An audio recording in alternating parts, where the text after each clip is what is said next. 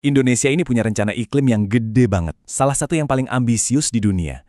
Nah, pertanyaannya, bisa nggak sih negara kita mengubah potensi hijaunya yang luar biasa ini jadi kekuatan ekonomi global?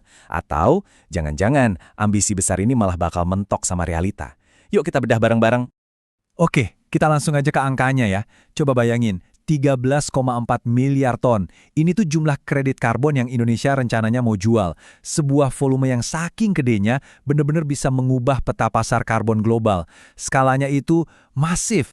Terus kalau diuangkan, jadi berapa tuh potensi ekonominya? Wow, luar biasa. Tergantung harga pasarnya, kita ngomongin angka antara 130 sampai 670 miliar dolar. Jadi taruhannya ini gede banget. Oke, jadi apa sih sebenarnya isi dari rencana raksasa ini? Yuk kita lihat lebih dalam. Apa aja fondasinya? Sebelum kita lanjut lebih jauh, penting banget nih, kita semua punya pemahaman yang sama. Apa sih sebenarnya kredit karbon itu?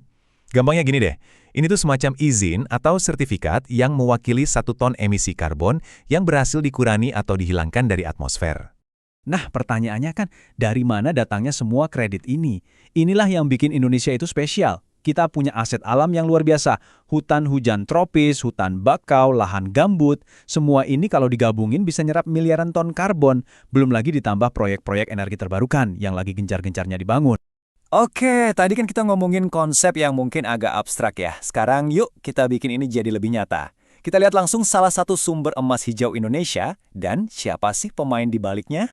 Nah, biar kebayang gimana proyek energi bersih bisa jadi kredit karbon, kita ambil contoh satu perusahaan deh, PT Kencana Energi Lestari, atau biasa disingkat KEEN.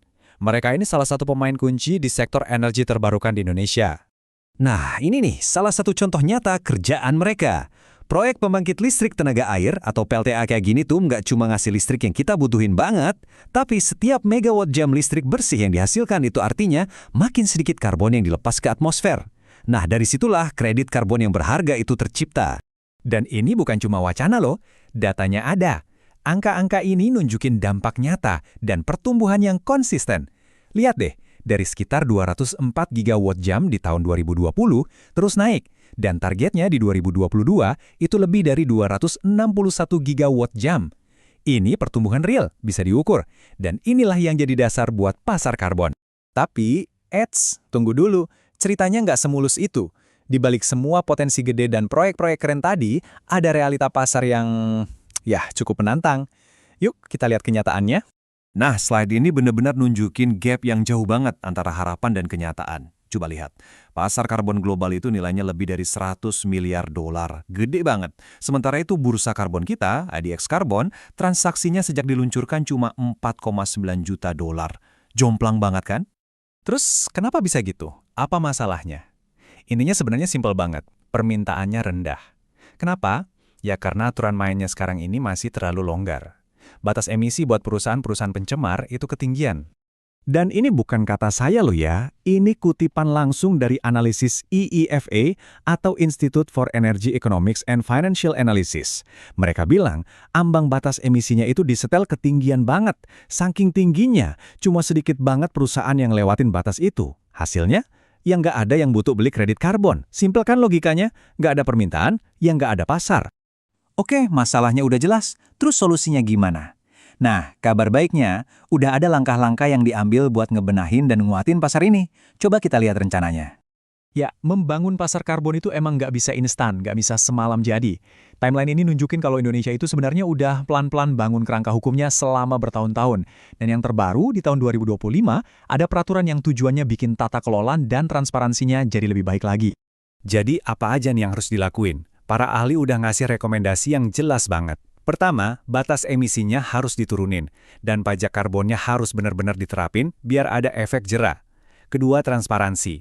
Wajib pakai standar sertifikasi internasional biar orang percaya. Ketiga, buka keran investasi swasta seluas-luasnya buat energi bersih. Dan yang terakhir, institusinya harus diperkuat biar pengawasannya jelas dan investor jadi lebih yakin. Nah, dari semua ini, kita sampai pada satu kesimpulan besar. Indonesia ini sekarang lagi ada di persimpangan jalan yang krusial banget. Ini bukan cuma soal ekonomi Indonesia loh, tapi juga soal iklim global. Nah, ini dia dilema utamanya tergambar jelas di sini. Di satu sisi, kita punya kekayaan alam yang melimpah ruah, hutan kita. ekosistem kita. Di sisi lain, kita punya mesin ekonomi modern di Bursa Efek Indonesia. Nah, ngejembatin dua hal ini, itulah tantangan sekaligus peluang terbesarnya. Jadi kenapa sih kalau Indonesia berhasil itu penting banget? Ini masalahnya lebih besar dari Indonesia doang.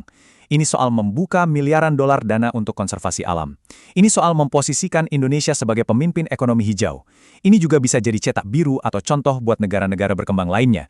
Dan yang paling penting, ini soal menyediakan pasokan kredit karbon yang kredibel yang benar-benar dibutuhin sama dunia saat ini. Dan pada akhirnya, semuanya kembali ke satu pertanyaan besar ini. Mampu nggak Indonesia menjembatani jurang yang menganga antara potensi raksasanya sebagai adidaya hijau dengan realita ekonominya yang masih sangat bergantung sama bahan bakar fosil? Jawaban dari pertanyaan ini bukan cuma akan menentukan masa depan Indonesia, tapi juga sedikit banyak masa depan planet kita.